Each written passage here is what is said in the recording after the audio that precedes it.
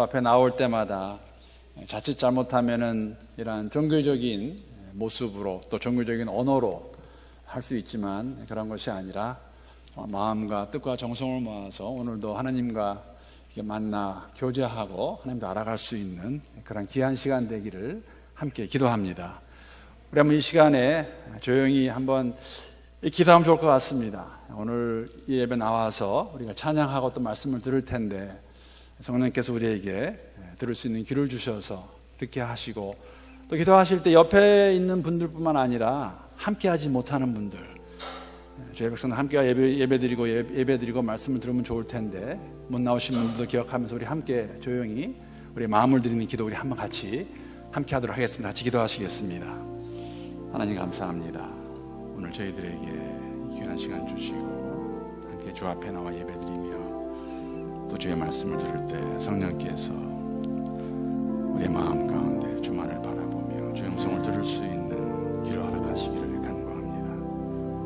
한 사람 한 사람 마음껏 살아 역사하시는 주님이 역사해 주셔서 이 예배가 이 말씀의 시간이 주의 음성을 듣고 마음에 뿌리를 내리고 열매 맺을 수 있는 전하는 자와 듣는 자가 하나가 되어서 하나님 더욱더 주 안에서 정말 주님 기뻐하시는 그런 모습 띄울 수 있도록 하나님 함께해 주시옵소서.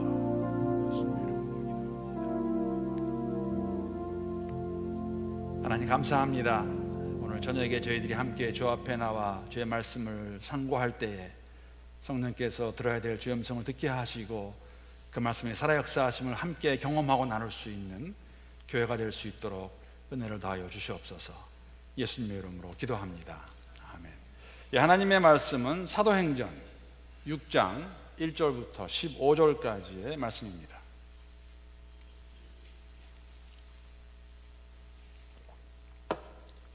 신약 196페이지에 있습니다.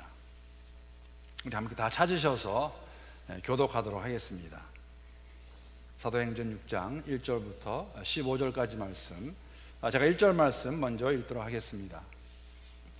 그때 제자가 더 많아졌는데 헬라파 유대인들이 자기의 과부들이 매일의 구제에 빠짐으로 히브리파 사람을 원망하니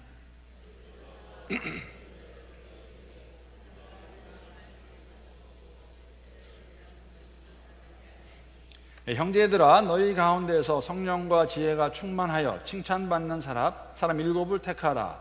우리가 이 일을 그들에게 맡기고 온 무리가 이 말을 기뻐하여 믿음과 성령이 충만한 사람 스데반과 또 빌립과 브로고로와 니가노르와 디몬과 바메나와 유대교에 입교했던 안디옥 사람 니골라를 택하여 하나님의 말씀이 점점 왕성하여 예루살렘에 있는 제자의 수가 더 심히 많아지고 허다한 제사 등의 무리도 이 도에 복종하니라.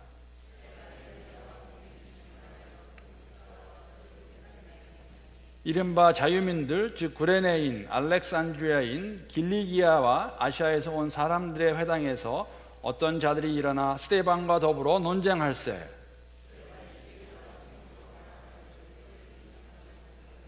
사람들을 매수하여 말하게 하되 이 사람이 모세와 하나님을 모독하는 말을 하는 것을 우리가 들었노라 하게 하고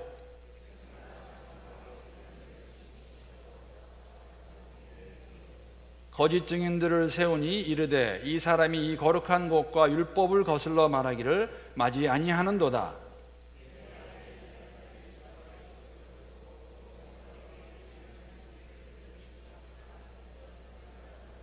우리 함께 읽겠습니다. 공회 중에 앉은 사람들이 다 스데반을 주목하여 보니 그 얼굴이 천사의 얼굴과 같더라. 아멘. 사도행전 6장에 저희들이 이제 도착했습니다. 여러 가지 각도로 볼 수 있겠지만 저희가 사도행전의 이 전체 주제를 X29이라고 이렇게 부르고 있습니다. 아시겠지만 사도행전은 28장까지밖에 없는데 29장 오늘도 우리가 교회로서 써내려가야 한다는 그러한 의미를 함께 나누기 위해서 X29이라고 그렇게 말했습니다. 아마 이제 다 알고 계실 겁니다. 이 사도행전에 나와 있는 예루살렘 교회가 얼마나 사실은 정말 긴 시간이 아닌데 빠른 시간 안에 교회가 특히 숫자적으로 이렇게 부흥하고 있나. 1장 15절에 보게 되면은 한 120명의 그 성도의 숫자가 나와 있습니다. 그리고 2장 42절에 오게 되면은 베드로가 설교했을 때 몇 명이 세례를 받습니까? 3,000명이 세례를 받습니다. 그리고 4장에 오게 되면은 또 5,000명이, 남자에서만 5,000명입니다. 5,000명이 예수를 믿는 것 우리가 알고 있고, 오늘 본문 1절에도 보게 되면은 그때 이렇게 교회가 부흥하여 특히 숫자적으로 커갈 때 제자가 더 많아졌는데, 즉 예수를 믿는 숫자가 더 많아졌다고 그렇게 기록하고 있습니다. 그래서 여러분 이렇게 산수해 보시면 알 거예요. 지금 이때 6장에 왔을 때 예루살렘 교회 성도의 숫자가 몇 명이나 되었을까? 적어도 8,120명 플러스입니다. 한 가지 좀 조심스러운 것은 이 숫자만을 가지고 이게 뭐 대형 교회였다라고 말하기는 좀 그렇고, 큰 교회였을 것인데, 저는 이런 생각해 봤어요. 이 사람들 어디서 어떻게 모였을까? 우리가 사도행전 5장까지를 잘 보게 되면은 아마도 대부분 종종 교인들의 집에서, 성도의 집에서 모이지 않았을까. 그때 그들 가운데 성령께서 감동을 주셔가지고 자신들의 소유를 함께 공유했습니다. 그래서 아마 집에서 모이는 게 그리 어렵지 않았을 것이라는 생각을 하고 있습니다. 물론 장소가 있어서 다 같이 모이기도 했지만은 그런 것보다는 아마도 이렇게 가정교회 형식으로 모이지 않았나. 오늘 본문을 보게 되면은 저희들이 정말 잘 알고 있는 내용입니다. 사실 이게 팩트를 보여주고 있죠. 오늘 본문은 사람들이 모이는 곳에, 제가 1, 2, 3, 4를 말하면 어느 게 맞는가 한번 골라보세요. 사람들이 모이는 곳에는 맞는 건 아니고 어떤 게 더 적합할까? 항상 어려움이 생긴다. 두 번째, 종종 어려움이 생긴다. 세 번째, 가끔 어려움이 생긴다. 네 번째, 전혀 어려움이 생기지 않는다. 어느 게 맞을까요? 아마 항상 그러면 좀 문제가 될 것 같고, 종종 문제가 생기는 것 같습니다. 오늘 본문도 사실은 그 초대교회, 예루살렘 교회가 성장하면서 실질적으로 당했던 어려움입니다. 근데 여러분, 이 어려움, 사실 그 5장까지의 첫 번째 어려움, 이런 고난은 아닙니다. 벌써 4장에 보게 되면 아시겠지만 베드로와 요한이 말씀을 전했을 때에 그 종교 지도자들이 그걸 좋아하지 않아가지고 잡아다가 한번 이렇게 협박하죠. 공갈합니다. 예수의 이름으로 하지 말라. 그러나 그 말을 그들이 듣지 않고 계속해서 했을 때 나중에는 한 번 더 잡아가가지고 그냥 내보내지 않고 채찍질해서 내보냅니다. 그래서 고난을 당했습니다. 예수 믿는 사람들이 모여서 교회가 더 성장할 때, 부흥할 때 이런 어려움이 외부로부터 옵니다. 초대교회도 그런 모습이 있었습니다. 그뿐 아니라 내부적으로도 어려움이 있었죠. 여러분, 아나니아 삽비라의 사건을 어떻게 저희가 볼 수 있냐면은, 사실은 사람들이 많이 모이기 때문에 금방 말씀드린 것 같이 종종 어려움이 있었습니다. 분명한 것은 말씀드린 것 같이 바나바도 그랬었고 아나니아 삽비라도 그랬었고, 아마 그 외에 많은 사람들이 그렇게 자신들의 소유를 다 팔아서, 그게 밭이 되었던 아니면 뭐 집이 되었던, 팔아가지고 사도들 앞에 가지고 왔습니다. 아나니아 삽비라 사건은 사실 저희들이 무엇을 보여주냐면은, 교회 안에 언뜻 보면은 같은 일을 하고 있는 것 같은데 그 모티브가, 그 동기가, 마음의 상태가 바르지 못한 것, 즉 언뜻 보면은 사람들이 보면은 경건의 모습은 있는데 경건이 아닌, 어쩌면 사람들의 인정을 받기 위해서, 아니면은 제가 그런 말씀도 드렸습니다. 막 성장하는 교회에서 자신들의 위치를 확고하게 하기 위해서 파는 것은 다 알고 있고 파는 것 중에서 일부만을 가지고 왔던 그러한 모습. 그래서 사실 내부적으로도 어려움이 있었습니다. 어쩔 수 없는 이야기입니다. 왜냐하면 사람들이 모인 곳에 우리가 아무리 예수를 우리의 주로 시인하지만 아직도 이 몸을 입고 있고 죄성이 우리에 있기 때문에 종종 우리는 이러한 일을 하게 되는 것이죠. 교회가 교회다워져서 이 사회에서 주의 일을 감당하기 원할 때 우리는 내부적으로 또 외부적으로 오는 어려움이 있을 것입니다. 여러분, 제가 어떤 목사님이 이런 말씀하시는 거 들었어요. 뭐 잘 알고 계시지만은 한국에서 요새 기독교를 이제 개독교라는 말을 씁니다. 그렇죠? 그 여러분 영어로도 굉장히 재밌어요. God, G-O-D를 거꾸로 놓으면은 dog이에요. 그러니까 그 일리가 있는 말이에요. 그런데 그런 말도 했어요. 물론 개독교라는 소리를 듣는 것이 참 안타까운 일이다. 그러나 또 한편으로는 사회가, 세상이 교회에 아직도 기대하는 바가 있기 때문에, 기독교라면 예수 믿는 사람들이라면, 하나님을 인정하는 사람들이라면 너희들은 달라야 되는 거 아니냐, 왜 똑같냐고 하면서 거기에 대한 것을 표출하는 것이 개독교라는 것. 다 나쁜 것만은 아닙니다. 우리가 그런 얘기 들을 때, 주의 일을 감당하기 원할 때, 교회가 교회다워지기 원할 때 이러한 어려움이 있다는 것. 또 한 가지는 지금 말씀드린 것 같이 우리는 항상, 여러분 항상 우리의 동기를 하나님 앞에서 내놓고 점검해 봐야 됩니다. 예레미야 17장 9절에 보게 되면은 잘 알고 계시는 내용입니다. 만물보다 더 거짓되고 아주 썩은 것이 있는데 그것이 무엇입니까? 사람의 마음입니다. 어쩌면 제 스스로가 제 마음을 믿을 수가 없죠. 조금이라도 한눈을 판다면, 내가 조금이라도 내가 이루었다는 생각을 갖게 된다면, 나 괜찮네 라는 생각을 갖게 된다면 그 마음이 나를 잡아먹어가지고 그 악한 마음이, 그 썩은 것이 내 마음을, 그 썩은 마음이 나를 사로잡아서 하나님 원치 않으시는 행동할 수 있다는 것, 언행할 수 있다는 것. 이렇게 교회가 성장하면서 어려움이 있었고, 오늘은 아주 실질적으로 우리가 너무나 잘 알고 있는 예루살렘 교회 안에서 이 구제 문제로 일어나는 사건입니다. 아마 이제는 여러분들은, 특히 수요일날 저녁에 오시는 분들은 이 헬라파, 히브리파 유대인들, 이거 다 단어 이제 아시고 계시라 생각합니다. 그렇죠?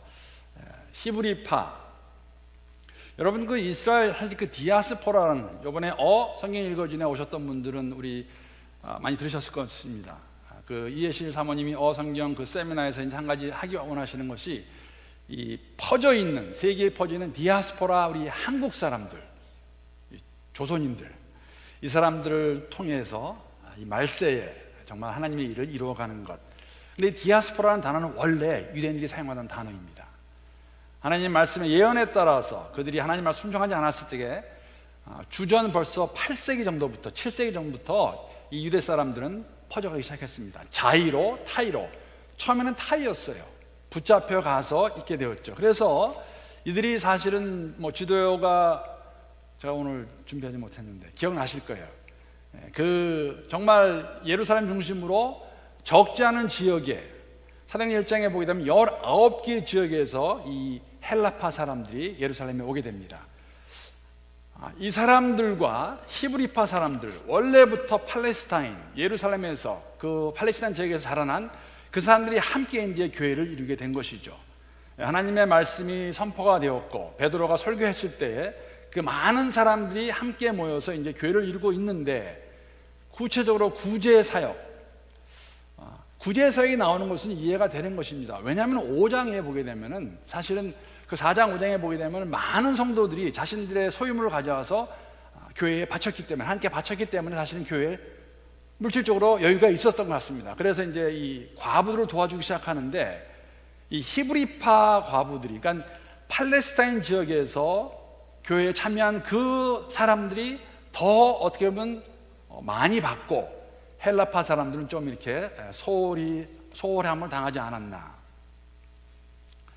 교회가 성장하면서 이제 어려움을 당하는 것이죠. 오늘 제가 이렇게 나누는 이 제목이 교회가 몸살을 앓고 있네. 사실 제가 영어로 생각했던 것은 그 growing pain이었어요. 성장통.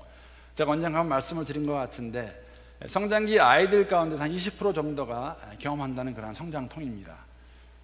아이들이 자랄 때 무릎이 아프다 그랬을 때, 이제 그게 성장하면서 무릎이 이렇게 스트레치 되면서 이제 그 아픈 거, 그런 것을 말하고 있는데, 좀 지나고 나면 없어지기도 합니다. 그러나 그 의학적으로 봤을 때 만약에 그것을 잘 해결하지 못하면, 그렇게 자연적으로 낫지 않으면은 나중에 그것이 문제가 될 수 있다. 큰 병으로 번질 수 있다고 그렇게 말합니다. 아마 교회가 성장할 때에도 이러한 성장 몸살이 있었던 것 같습니다. 사람이 많아지고 교회 안에 물질이 헌금으로 들어오고, 또 교회에는 필요가 있으니까, 특히 과부나 고아들을 도와주는 일은 구약 때부터 하나님께서 직접 명령하신 것이었습니다. 고아 가부를 잘 돌보라. 그래서 그것을 나눠주는 과정에서 이러한 어려움이 생긴 것이죠. 말씀드린 것 같이 사람이 모이는 것 어디나 교회까지도 교회 안에서도 문제가 있습니다. 문제가 있는 자체는 이상하지 않습니다. 다만 정말 큰 문제는 그 문제를 어떻게 해결할 것인가. 그것을 오늘 본문이 저희들에게 그 한 방향을, 한 모델을 보여주고 있는 것이죠. 제가 사도들의 그 반응을 보면서 오늘 본문에 나와 있는 두 가지를 제가 생각해 보았습니다. 하나는 뭐냐면은 사도들에게 지도자로서 문제로 인식할 수 있는 안목. 뭐 그런 거 가지고 그래, 그런 것이 아니라 어떻게 보면은 큰 일이 아닌 것 같지만 이거 사실 구제하는 일인데 그 이야기를 들었을 때, 보게 되었을 때 이것을 인식한 것이죠. 아, 이거를 잘 해결해야겠구나 하는 그런 안목이 있었다는 것입니다. 이 지도자가 가져야 되는 안목이죠. 아마 하찮은 것으로 보일 수도 있지만 교회가 함께 성장하는 데 있어서 필요한 것, 고쳐야 될 것, 개선해야 될 것을 볼 수 있는 안목. 마찬가지로 동시에 그렇게 보게 된 이유가 하나 있습니다. 왜냐하면 사도들이 자신들의 한계를 느낀 겁니다. 다 할 수 없다 우리가. 사실 사도들에게는 사역의 중요성이 있었습니다. 무슨 사역입니까? 말씀을 나누는, 말씀을 선포하는 것과 기도하는 사역이 그들의 사역이었던 것이죠. 자, 그것을 잘해야 하기 때문에 만약에 행정까지, 즉 구제일까지 그들이 관여하게 되면은 이 일을 못한 것을, 잘하지 못한 것을 알고 있었기 때문에 그것을 인식하고 이제 그 문제를 해결하게 됩니다. 그런데 그 모습 가운데서 여러분, 물론 2장부터 나옵니다. 예수님께서 1장에, 사도행전 1장이 기억나시죠? 40일 후에 승천하시면서 제자들에게 1장 8절에 보게 되면 성령이 너에게 임하시면 너희가 권능을 받고 온 유대와 사마리아 땅까지 이르러, 예루살렘과 온 유대와 사마리아 땅까지 이르러 내 증인이 하셨느니라. 그래서 2장에 성령이 임하십니다. 이거는 사실 베드로와 요한과 사도들에게는 그냥 이렇게 말로만 임했다는 건 절대 아니었습니다. 왜냐하면은 1장에서 예수님 승천하시기 전까지의 사도들의 모습, 제자들의 모습은 아직도 깨닫지 못했었어요. 이때가 이 나라를 회복할 때입니까? 라고 이렇게 질문합니다. 아직도 이해하지 못하고 있죠. 그러나 2장에 성령이 임하신 다음부터는 바로 나오는 거지만 베드로가 설교를 하니까 3,000명이 예수를 믿지 않습니까? 그러한 입장에서 베드로와 요한 또 다른 제자들, 특히 베드로의 모습에서 볼 수 있는 것은 베드로가 원래부터 이렇게 지도자로서 안목이 있었던 사람이 아니었다는 것이죠. 그 말씀과 기도 사역에 대한 중요성, 이것은 성령의 충만함이 있을 때에, 성령의 충만함 가운데서 이것을 볼 수 있었고 말씀과 기도의 사역의 중요성을 알게 되었고 그렇게 교회를 이끌어가는 것을 볼 수가 있습니다. 아마 동일한 도전이 저희에게, 여러분과 제게 주어진다고 생각합니다. 여러분과 제가, 우리가 항상 성령의 충만함이 있지 않다면, 성령이 함께하지 않으신다면 우리는 정말 아주 빠르게, 아주 순간적으로 그냥 내 마음대로, 내가 원하는 대로 말할 수 있고 행동할 수 있다는 것이죠.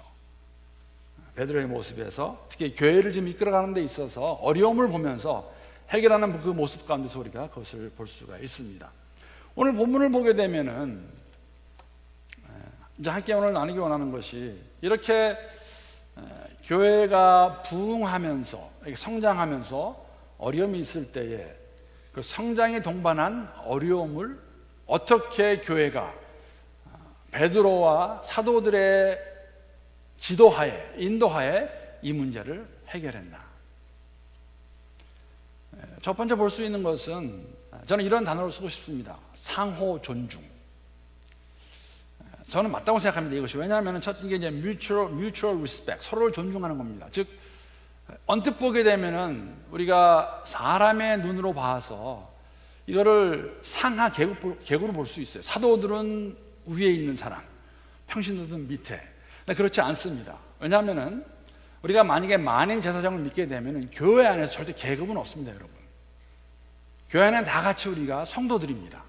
다만 직분에 다른 것이 있고 또 은사에 다른 것이 있기 때문에 맡긴 일을 잘하고 그것을 열심히 하는 것이지, 속된 말로 누가 높고 누가 낮다 그런 말 할 수가 없어요. 제가 언젠가 한번 아이들이 그런 말 쓴다고 말씀드린 적이 있어요. 기억나시는지 모르겠어요. PK, EK, DK, NK 기억나시죠? 다 까먹은 것 같아요. PK는 뭡니까? Pastor's Kid. EK는 Elder's Kid. DK는 Deacon's Kid. NK는 뭐예요? 태셨잖아요 제가. Nobody's Kid. 그러니까 애들 가운데 그런 게 있어요. 모르죠. 제 딸이 가서 우리 아빠는 목사다, 우리 교회에서 제일 높다. 만약에 그런 말 한다고 그러면 어디서 그런 아이들을 가졌을까? 아이들이 어디서 배웠을까? 우스운 이야기지만은 사실은 교회의 현실을 보여주는 것 같기도 해요. 근데 초대교회에서 여러분, 물론 사도들이 권위가 있었습니다. 예수님과 함께 있었고 예수님의 가르침을 그대로 받았고 또 성령의 충만하신 가운데 베드로를 중심으로 교회가 세워졌기 때문에, 그러나 그것은 높은 자의, 그들보다 위에 있는 자의 모습은 아니었어요. 좋은 직분의 의미였죠. 그들을 이끌어가야 되는, 인위적으로 만들어 놓은 것이 아니라 말씀 안에 포지셔널 하는 그런 오토리티가 아니에요.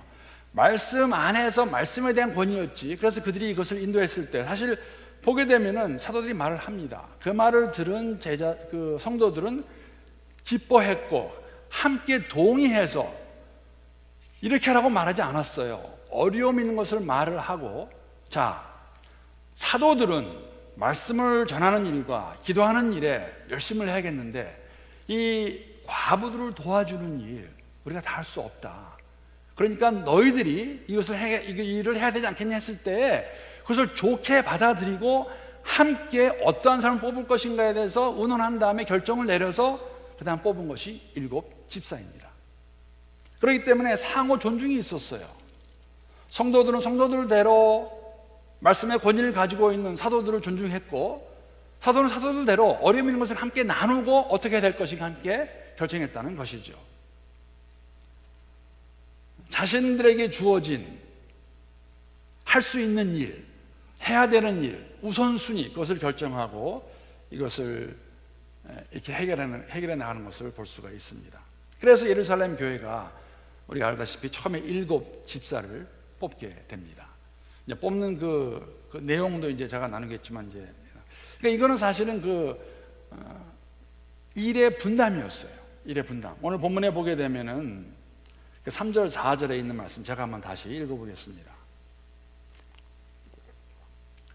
형제들아, 너희 가운데에서 성령과 지혜가 충만하여 칭찬받는 사람 7을 택하라.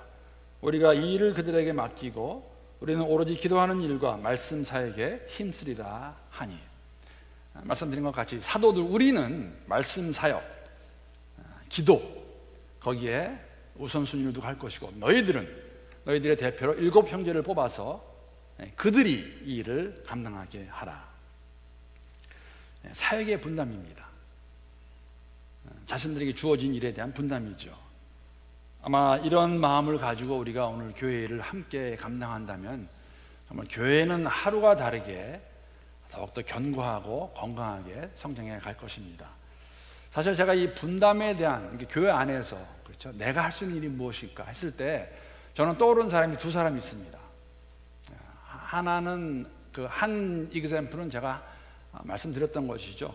저희 아버님께서 제가 아주 어릴 때요, 초등학교 다닐 때 한국에서 정말 겨울이 되면 교회가 작기도 했지만 그냥 그 일을 본인의 일로 아시고 화장실을 청소하시던, 정말 힘든 일이었다 생각했는데 아주 기쁘게 하시고 물 이렇게 데펴서 난로에다가 그 뜨거운 물 가지고 가서 얼어붙은 노란 그거를 이렇게 부어 내리시는 그런 거 제가 본 적이 있습니다.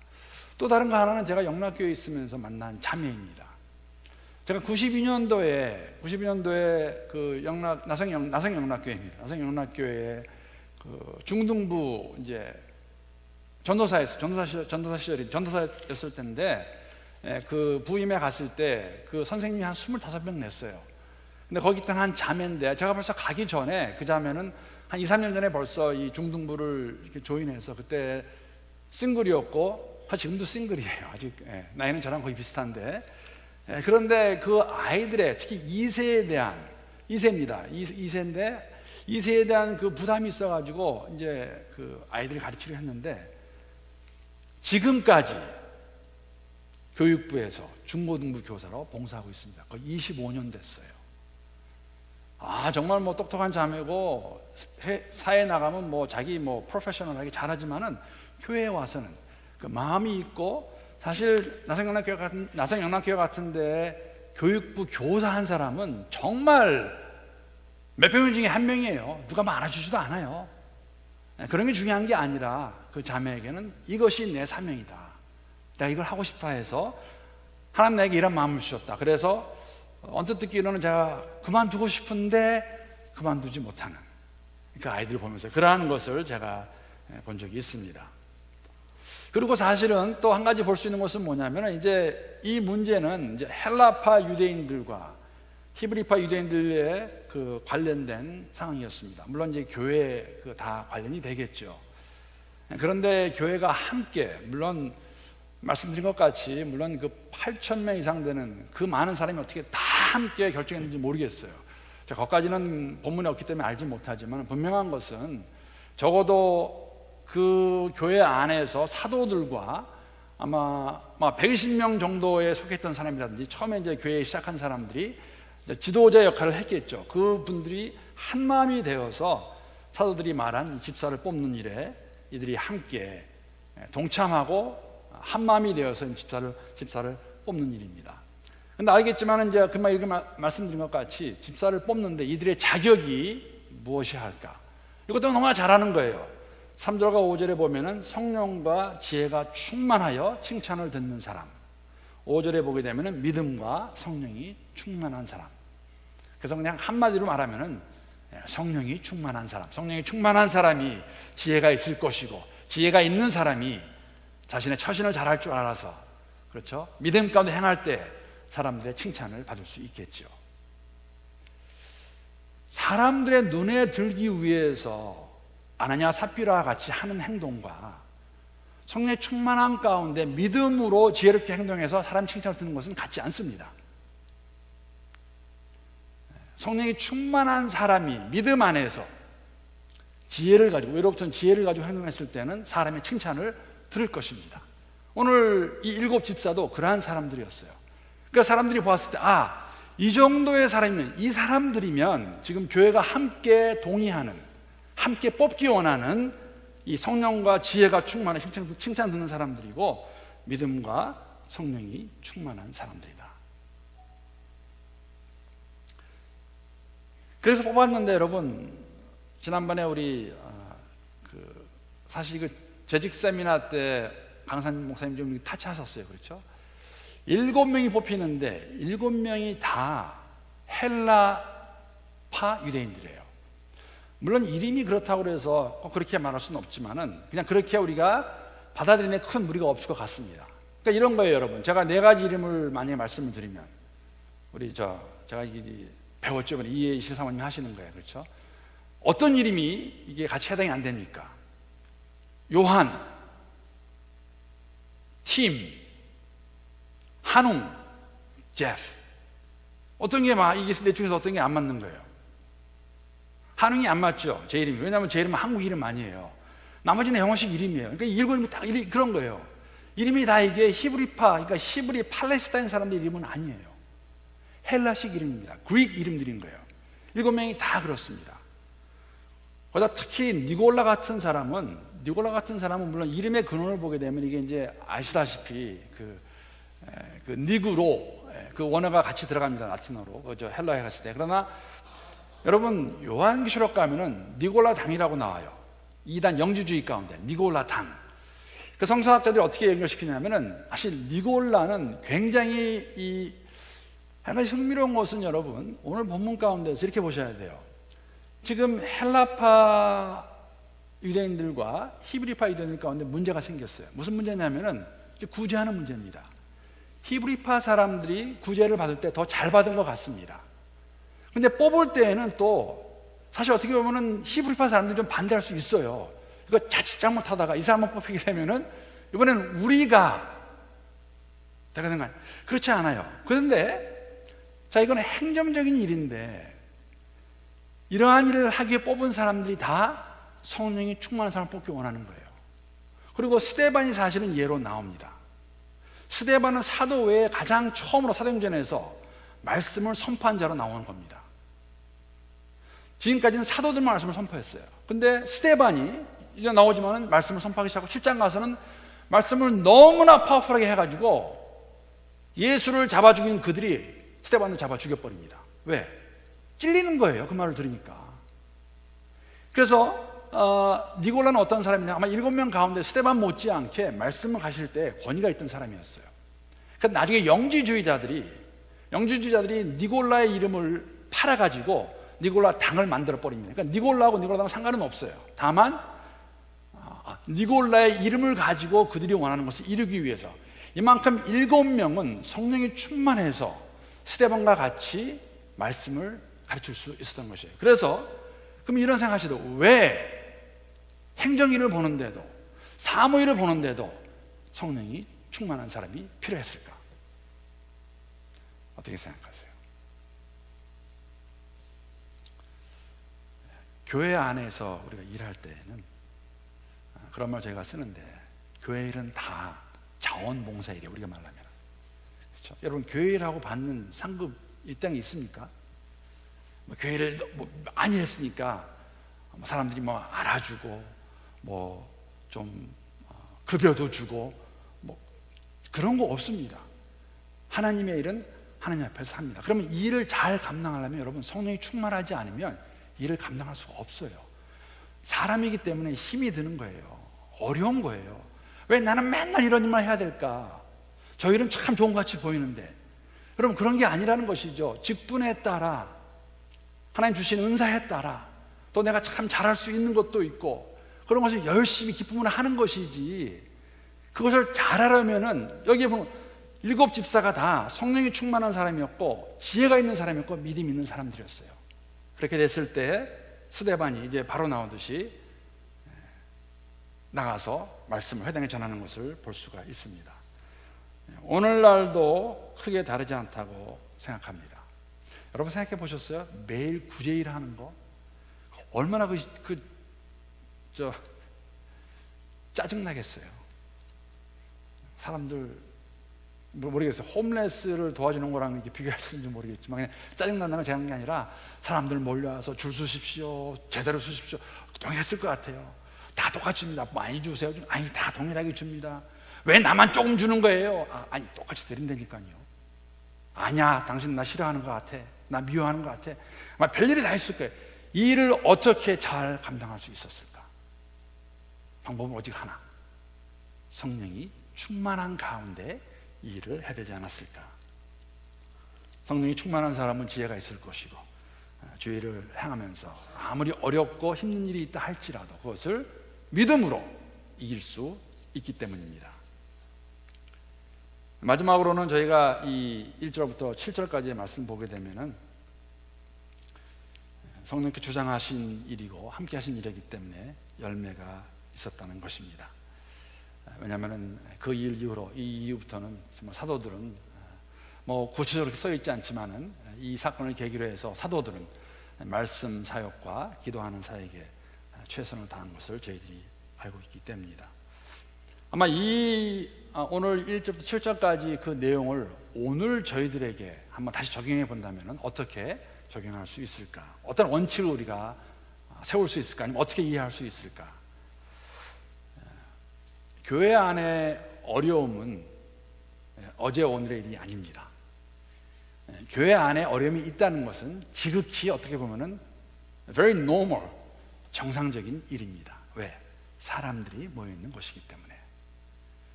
예수를 우리가 주로 시인하지만 우리가 내 성격이 있고 또 내 감정이 살아있고 또 내 감정의 동물이기 때문에 어려움은 생기게 되어 있습니다. 어려움 생기는 것을 여러분 두려워할 필요는 없습니다.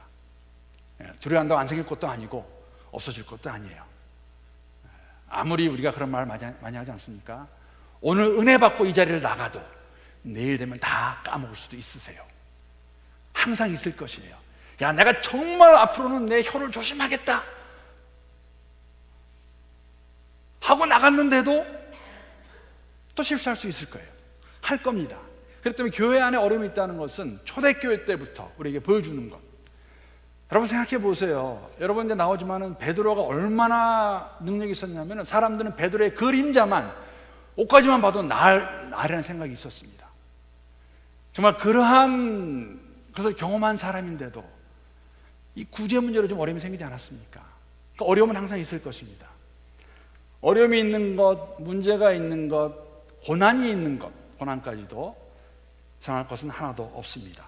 관건은 우리가 잘하고 있듯이 그것을 어떻게, 어떤 방법으로 해결할 것인가. 그게 관건입니다. 어떻게 해결할 것인가. 교회가 부흥할 때, 성장할 때, 사람들이 함께 모일 때 문제, 어려움이 생기는 것은 당연한 일입니다. 성령께서 우리에게 정말 지혜를 주셔서 성령의 충만함 가운데 함께 기도하며 대화하는 가운데 하나님 보여주시는 것을 사실은 여러분 그거 아세요? 모든 문제의 해결책은 여기 있습니다. 정말 말씀만 저희들이 그대로 받아들이고 따른다면 이런 모든 어려움이, 여러분 이 예루살렘 교회 때는 신약이 없었어요. 그때 막 쓰여지고 있을 때입니다. 이제 쓰기 시작할 때 아직 안 쓰여졌습니다. 예루살렘 교회니까는 지금 예수님 승천하신 날 바로이기 때문에 주후 35년부터 40년 그 사이인데 가장 빨리 쓰여진 성경이 50년대 가야 쓰여집니다. 주후 50년 이후로 가야. 그렇기 때문에 아직 성경이 아직 안 쓰여졌습니다. 이거 아직 편지도 없고 서신도 없고 복음서도 아직 구체적으로 없을 때입니다. 그렇기 때문에 사실 저희들에게는 굉장한 축복입니다. 왜냐하면은 그때와 다르게, 즉 예루살렘 교회, 그때는 예루살렘 교회입니다. 그때와 다르게 저희들에게는 이 말씀이 있어요. 살아계신 하나님의 말씀이. 이 말씀을, 하나님 말씀을 받아들이고 이 말씀대로 살아간다면, 이 말씀대로 우리가 문제를 해결한다면 교회에 아마 다라고 말씀드릴 수는 없거든요. 우리가 사람이니까 거의 대부분은 해결이 되리라 믿습니다. 문제는 오늘 제가 처음에도 말씀을 드렸지만 우리가 자칫 잘못하면, 여러분 복음서에서 예수님께서 가장 많이 책망하시는 거, 이번 주일날 제가 안식일에 대해서 얘기합니다. 말씀 묵상하면서 안식일만큼 구약에 제일 많이 나와 있는 율법도 없고 예수님이 가장 많이 책망하신 그 주제가 뭐냐면, 타픽이 뭐냐면 안식일이었어요. 종교지도자들도 가장 많이 예수를 잡아 죽이기 원했던 그 이유가 뭐냐면 안식일에 무엇을 했기 때문에. 그런 것을 보았을 때 우리가 하나님, 우리도 자칫 잘못하면은 2000년이 흘렀는데 교회 생활 짧게는 5년, 10년, 20년, 40년, 50년 하면서 혹시라도 내가 이제는 이루었다, 이 정도면 되었다라는 마음을 가지게 되면 여러분 그때가 쓰러질 때예요. 그때가 정말 넘어질 때입니다. 그렇기 때문에 우리가 예배를 드릴 때마다, 제가 말씀 나눈 지난 2주 전에 말씀드렸는데, 정말 오늘 이 시간 이곳에서 살아계신 하나님을 만나서 교제하고 그분의 임재하심을 느끼고 주의 말씀을 듣고 내 마음에 감동이 있고 그 감동받은 것, 감격된 것 주시는 말씀 가지고 내가 그대로 살겠다라는 그러한 마음가짐이 있다면 우리의 모습도, 우리의 신앙의 모습도 하루가 다르게 변할 것이고, 하루가 아니면 매 달이 다르게 변할 것이고, 매 달이 아니면 정말 매년 조금은 변할 것이라고 저는 믿습니다. 그런 모습을 함께 나누면서, 야, 이게 예수 믿는 모습이구나, 이게 예수 믿는 사람들의 공동체구나 하는 것을 우리 스스로도 맛보고 개독교라 말하는 그들에게도 우리가 아니라는 것 증명할 수 있지 않을까. 사실 그러한 사람들의 한 예가 스데반입니다. 스데반을 시작하게 되면 또 30분 가야 되니까 그래서 오늘 스탑하겠습니다. 오늘 스탑하고 다음 주에 계속 할 텐데,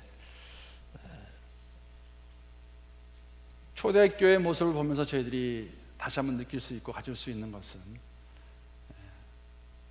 오늘날의 교회에도 초대교회와 같이 어려움이 있고 아픔이 있고 고난이 있습니다.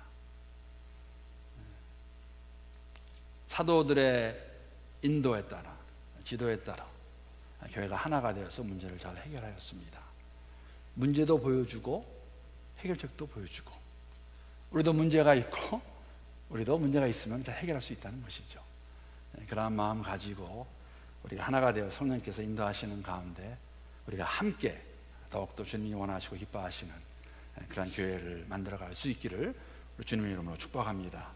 우리 함께 기도하시겠습니다. 우리 함께 기도하실 때에 오늘 들은 말씀을 우리가 생각하면서 하나님, 저희들의 마음 가운데 하나님 살아계시는 고백하는 것, 고백으로만 끝나지 않게 하시고 그 고백이 살아 역사하여 열매 맺는 그러한 삶이 될 수 있도록, 우리 개인의 삶, 교회의 모습이 될 수 있도록 하나님 함께 하시고 성령께서 충만함을 입혀주시라고 우리 함께 간절한 마음으로 주 앞에서 한 목소리로 기도하시겠습니다.